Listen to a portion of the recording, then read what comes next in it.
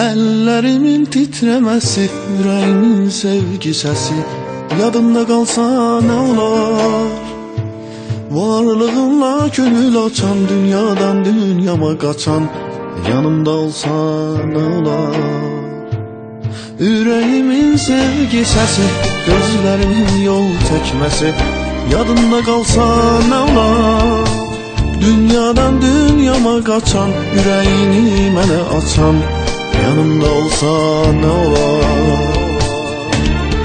Ne olar biz o dünyanı görmeden, burada qovuşaq yeniden ölmeden.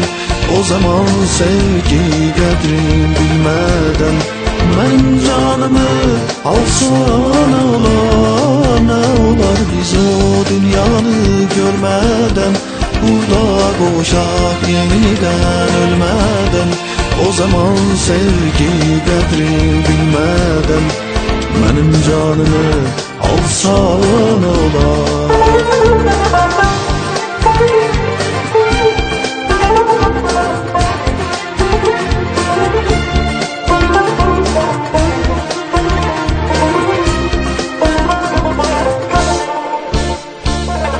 Ruhuma sevgi deyəndə, qəlbim qapını döyəndə, yanımda olsan nə olar? Bulaqların qaynar səsi, qumruların şad nəğməsi yadında qalsa nə olar? Bulutların isyanında, qəm gətirən dövranında gözlərim dolsa nə olar?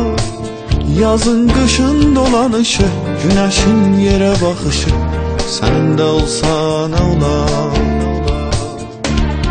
Ne olar biz o dünyanı görmeden, burada qovuşaq yeniden ölmeden. O zaman sevgi qədrin bilmeden, mənim canımı alsa ne olar? Ne olar biz o dünyanı görmeden, burada qovuşaq yeniden ölmeden.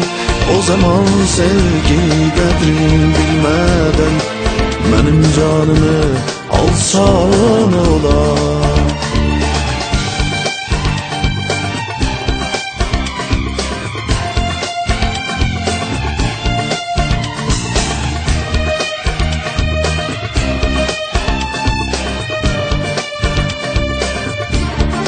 Ne olar biz o dünyanı görmeden, burada qovuşaq yeniden ölmeden.